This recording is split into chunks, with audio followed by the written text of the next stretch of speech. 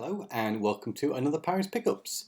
As you can see, I'm back here in Denmark now.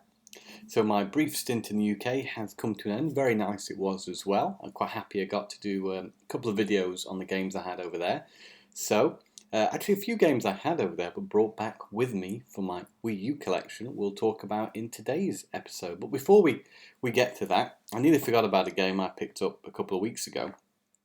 Actually, a friend of mine picked it up for me, found it in the wild here in Denmark, and it's a Game Boy Advance game. Unusual for me, I don't pick up many Game Boy Advance games, but this one took my fancy, having played the recent Atari Flashback collection, I think, on PS4. It's Atari Anniversary Advance, which is a cool little compilation of some really well done conversions of Atari classics. These are all arcade games, so none of the console ones there.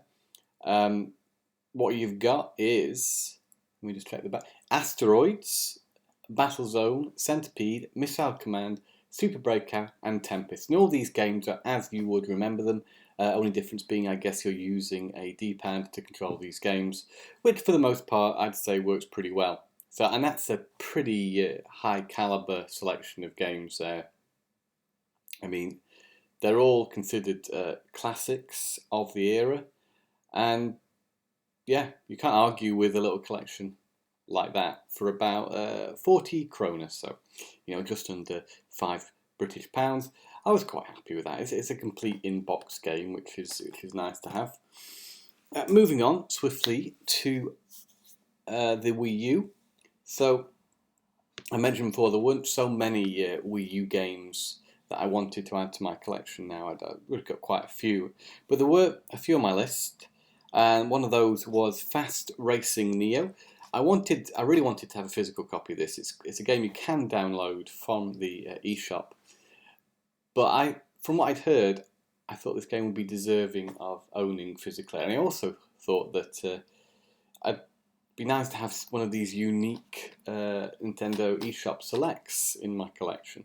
This one is not European, it's Australian, this particular copy of the game, hence you've got the Australian certificate there.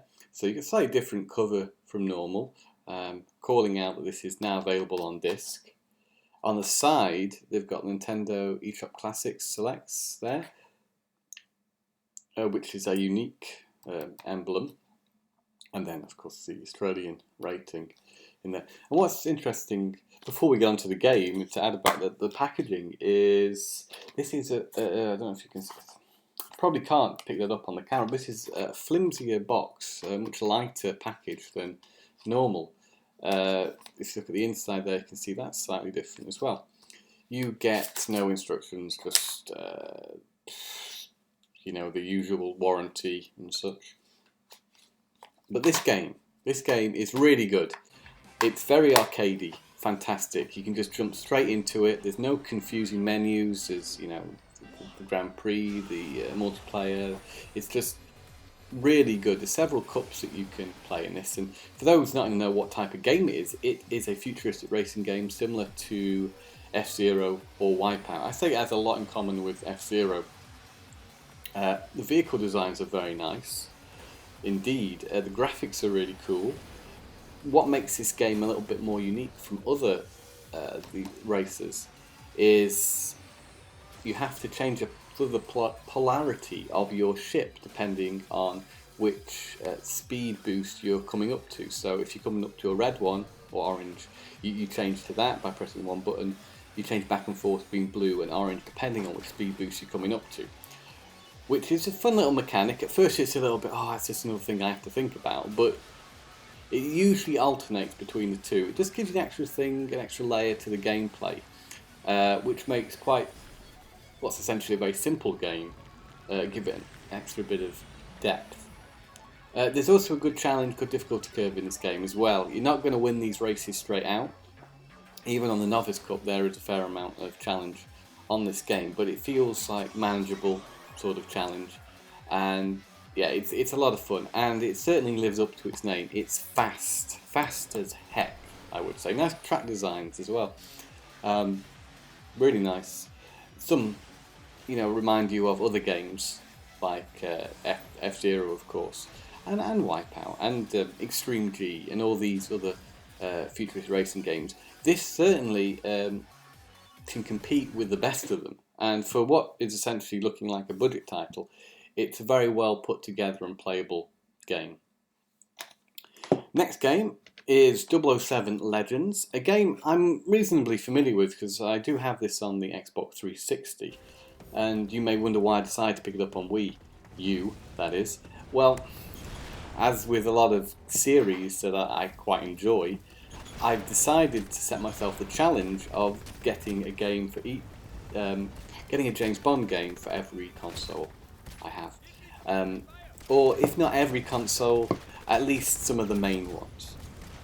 Only the other day I picked up the 007 The Duel for the Mega Drive. So I think if I say I've got my 16-bit era one there, I may go back and get the version of The Duel. For the Master System.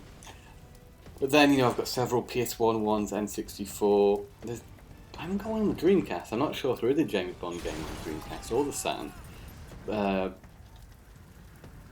Yeah, that would be interesting. I'll have to look that one up. I don't think there is. Not got one on the Game Boy. I know there is a James Bond game on Game Boy. Not sure how good that is. GameCube, Xbox, and PS2 got plenty of Bond games for them. Wii as well with the remake of GoldenEye. And then this came out. I can't remember if it came out before or after GoldenEye Reloaded, which came out in 360 and the PS3.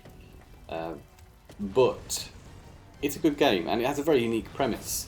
It was released to coincide with 50 years of James Bond, and you play through one film at a time from each James Bond actor. Although in this game they're all played by Daniel Craig.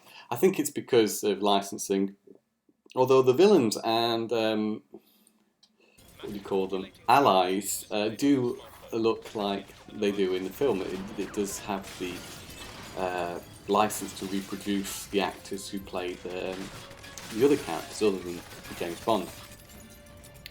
So it's got a good premise, and it starts off actually with a cutscene that replicates the beginning of Skyfall, where Bond is shot by accident and on top of a train and falls off a bridge. And it's in this moment, this sort of near-death experience, that James Bond reminisces over all of his past missions, starting with Goldfinger. And visually it's rather nice. Gameplay really has quite a lot of variety in it. It's not just shooting. There's stealthy bits, as you would expect, I guess, nowadays. There's also sort of bits where you have to use your gadgets quite often. The actual shooting is handled really well, I'd say. It's not quite up to, say, Call of Duty standards, but it's still very playable. And yeah, it's great to have so much variety within a Bond game, and I really quite like it.